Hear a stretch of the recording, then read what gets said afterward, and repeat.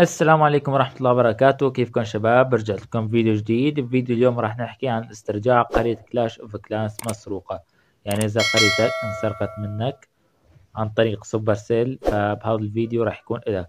بس لا تنسى تدعمنا بلايك، تشترك بالقناة إذا كنت جديد، وأعطينا الانترو.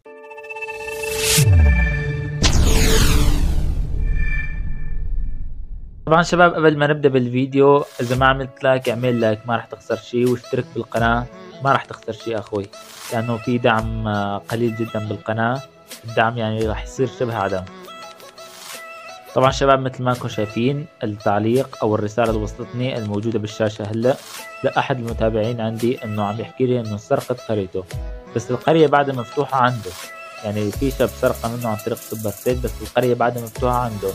طبعا شباب، رح نتوجه لزر الاعدادات اللي موجود هون، بعدين رح نضغط على زر متصل مثل ما انكم شايفين. بعد ما ضغطنا على زر متصل رح نتوجه لزر الاعدادات الموجود هون، ليك هاي هو. بعد ما ضغطنا عليه رح ننزل لتحت، رح تضغط على تغيير البريد الالكتروني. أنا هاي القائمة، هل ما زال بإمكانك الوصول إلى الجيميل الموجود بالشاشة؟ إذا كان جيميل الموجود اللي أعطاك إياه موجود معك بالجوال رح تضغط نعم، ورح يتغير معك الإيميل. راح تسألني كيف فيني غير الإيميل، راح اترك لك رابط موجود بالوصف كيف فينك تغير الإيميل، لأني عامل فيديو عن هاي الطريقة. أما إذا البريد الموجود هون ما موجود معك، فإذا ضغطت لا راح يعطيك اتصال بفريق الدعم لتغيير عنوان بريدك الإلكتروني. طيب أنت ما فيك تتصل بفريق الدعم، هلا راح نخرج. طبعا شباب، المساعدة والدعم الموجودة تحت راح نضغط عليها، بعدين راح نتوجه للحساب، بعدين راح نتوجه لسوبر سيل اي دي، بعدين راح ننزل لتحت مثل ما انكم شايفين شباب، تغيير البريد الالكتروني.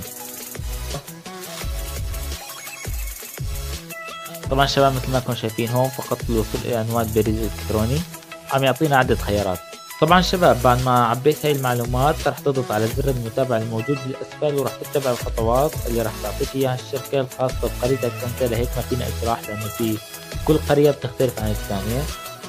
راح تعطي المعلومات الخاصة بقريتك، وبعد هيك راح يعطيك ادخل بريد الالكتروني الجديد، وراح تغير بريدك الالكتروني، وهيك انفصلت القرية من عند الشخص اللي سرقها منك. وإذا عجبكم المقطع لا تنسوا تدعمونا بلايك، تشتركوا بالقناة إذا كنتوا جداد. والسلام عليكم ورحمة الله وبركاته.